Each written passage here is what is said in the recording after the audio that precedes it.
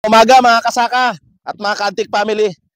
Andito tayo ngayon sa area ni Konsyal Larry Llamas. Dito po sa Barangay Baluga, Talavera, Nueva Ecija. At ito po yung ginamitan natin na from land preparation to harvest ng advanced technology ng Next Gen Agtech International. Okay, si Sir Larry po. Ano pong variety ito, sir? Longpin 937. Longpin 937. Bali sir, tatanong lang po namin sir kung ilang bioprotect po yung ginamit natin sir nung kayo po ay naglaland prep. Tatlo po. Tatlo. So tatlong bioprotect. Ang bioprotect po ay para pang land preparation.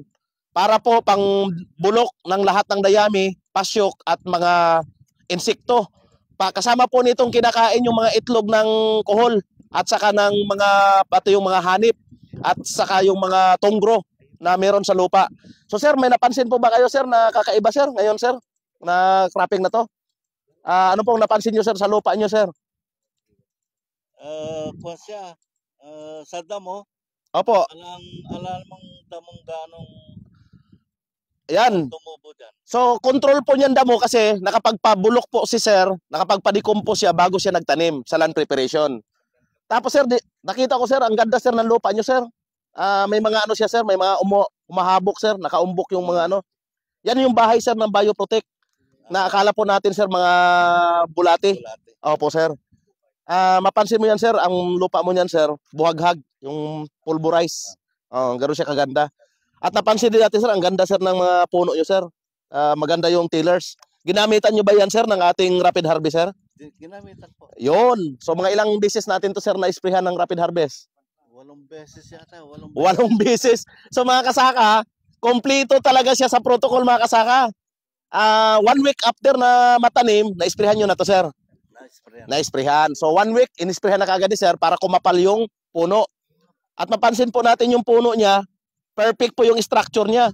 Hindi po to dapain kasi maganda po yung ano ng puno at saka hindi masyadong madahon. Pero hindi masyadong madahon pero napakakapal po ng bunga. Sir, napulyar din po ba natin to sir? Nung tayo po sir ay panghuli. Last na pulyar. Pero 2 beses po natin sir napulyar sir. Isa yung pagbuntis at saka yung panlas. Perfect.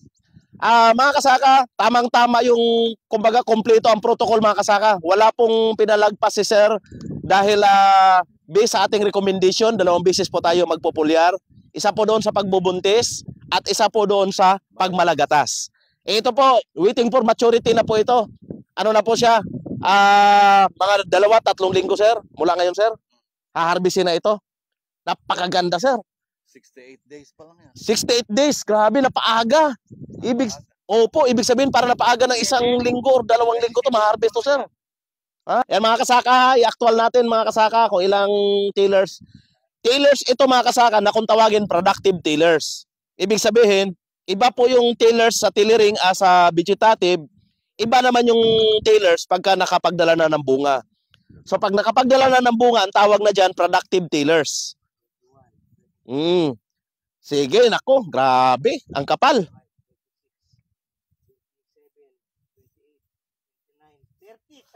30 tillers. 30 tillers mga kasaka, yung may dalang uhay. Napakaganda. Oo. But ang ating objective nito mga kasaka, next cropping, kasi first time po ni Sir Larry ngayon na gumamit, ang ating objective nito, next cropping na maparami pa natin yung suwi sir. Kasi ang maganda nito sir, the more kang gagamit every cropping, the more na makukondisyon yung lupa nyo sir. The more na gaganda. So sir, ano po masasabi natin sir doon sa mga iba nating kasamahan sir na magsasaka na hindi pa sir gumagamit sir ng advanced technology? Maupo na sila ron sa opisina niya. Yan mga kasaka, mga ka-Agtech, ay in-invite namin kayo na pumunta sa ating opisina tuwing Sabado at Linggo dito sa may Aurelio University, Cabanatuan, para umattend ng ating mga libreng seminar na ginagawa tuwing Sabado at Linggo alas 2 ng hapon. Ayan, at saka siyempre sir, sumubok na rin sila sir ng ating advanced technology. Okay, so mga kasaka, proven and tested. Yung sasabing to see is to believe, yung sasabing jackpate, jackita, jackpate, ito na po mga kasaka. Jackpate. Opo sir. Kung tutuusin, yung katabi ko na yun, Opo, parehas sir. lang kami ng parehas lang kami ng variety. Opo, sir. Pero unang Oo nga po, sir eh. unang Oo. ano to? So, ang ibig sabihin mga kasaka, napapabilis niya. Unang Nagbuntis. Naglabas ng ano. Parehas lang sila mga kasaka ng variety. Pero, mas unang bumunga, mas unang na-matured. At saka tingnan nyo mga kasaka, oh, halos haharbisin na ito. So, 2 linggo. Hanggang 3 linggo siguro pinaka-maximum. At ang linis. Mga kasaka, tingnan nyo ito mga kasaka. Papakita ko sa inyo. Oh, napakalinis mga kasaka. At yung mga yan, oh, bioprotect yan. Yan yung bahay ng bioprotect. So ang hindi po makakapasok ang sakit dito mga kasaka dahil protektado po ng bioprotect yung mga ugat nito, pati yung mga puno. So napakaganda mga kasaka, oh. Ang linis, oh. Walang damo. Yan mga kasaka, walang damo pag ganalan prep talaga na maayos at saka nagamitan ng bioprotect. Oh, walang makakatubong damo. So pagka ito naalagaan, hanggang next cropping, wala na talagang damong tutubo kasi hindi na nakakabunga yung damo eh. So pag ang damo hindi na nakakabunga, wala nang buto na tutubo para sa susunod na cropping. Kaya pag na-maintain na ito mga kasaka, hanggang tuloy-tuloy na yan, wala nang tutubong damo dyan. Kasi wala nang nagpo-produce ng bagong buto para sa susunod. Kaya napakaganda. So far sir, isa sa pinaka-perfect sir na demo na ginamitan ng ating advanced technology. At ang maganda kasi kay Sir Larry, talagang umattend siya ng mga seminar. So alam niya kung paano ang gamitin ang technology. Ayun, napakaganda. So mga kasaka, wag na magpapahuli. Wag na magpapahuli. Pag naka-addi ka, advanced technology ng next gen, lamang na lamang ka sa pagsasaka. Okay, magandang umaga mga kasaka. Kakausapin po natin si Kuya Tony dahil siya po ang nag-a-apply dito sa area ni Sir Larry. At siya po ang mismong talagang nakakaalam kung paano niya ginamit at ano yung mga ginawa niya. So Sir Tony, Kuya Tony, meron na po kaming tatanong sa inyo. Ito po bang area niyo sir, nagamitan niyo sir ng advanced technology? Mula po sir nung land preparation pa lang. Ibig sabihin sir, kompleto po ito sir. Ano po yung unang ginamit niyo sir nung land preparation? Itong bioprotect po, yung para sa lupa. Ay, grabe. Ano po napansin niyo sir na kakaiba ngayon sir sa lupa? Okay naman. Okay.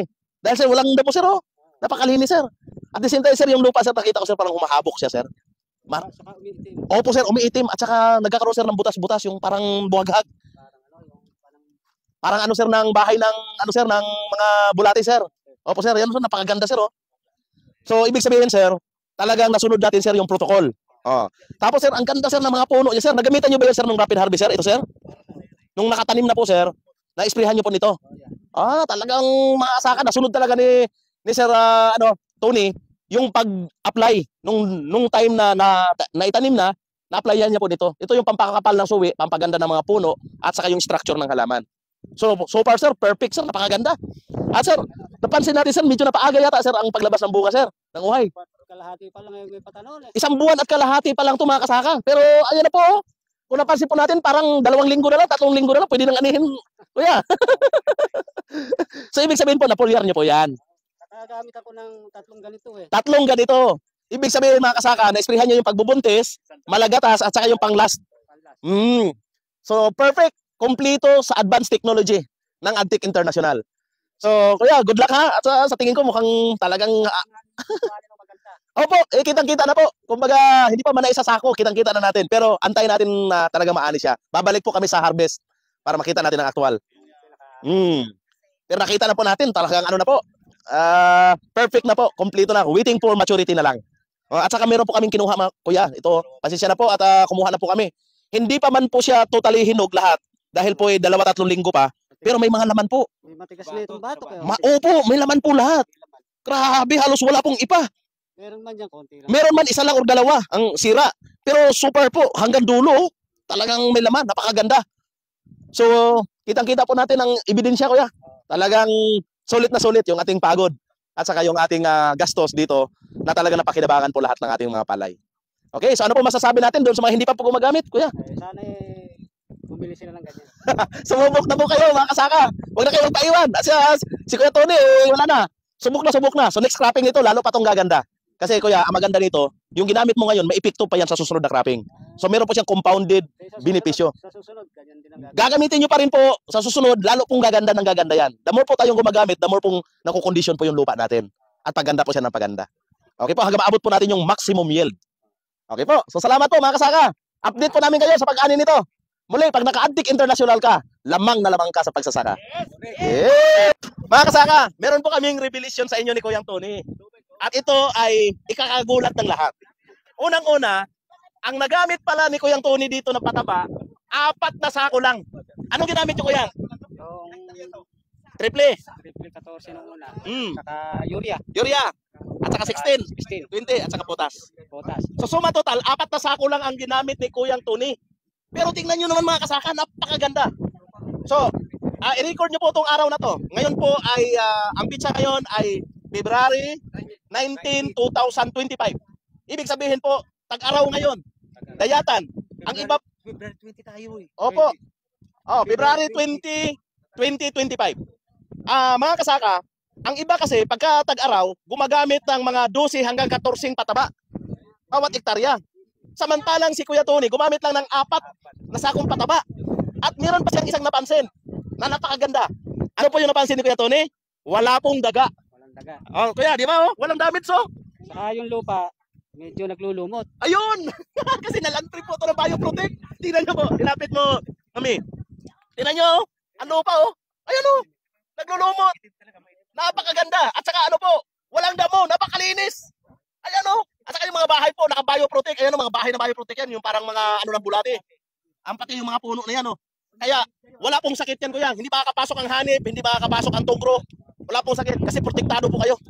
Tapos, wala din po insekto. Ano po napansin nyo, Kuya, nung nag-spray kayo? Ilan na po lumilipad? Dalawa lang. Dalawang piraso lang ang lumipad sa buong area ni Kuya Tony. Isipin nyo po, ang iba po, ang daming insekto. Dalawa lang ibig sabihin, hindi po lapitin ng insekto, hindi lapitin ng mga daga, hindi lapitin ng mga mapanirang mga piste. So, napakaganda, Kuya. So, Saka ala sila lumilipad. ala po lumilipad, oh. Napakalinis. Grabe, nakakatuwa. Mga kasaka, pag ganito nangyari sa buong Pilipinas, aasinso ang ating pagsasaka. Kaya sa hindi pa gumagamit ang advanced technology ng AdTech, next gen advanced technology, gumamit na kayo. Huwag na kayo magpahuli. Kasi sigurado pag naka-AdTech ka, lamang na lamang ka sa pagsasaka. Thank you, Kuya Tony.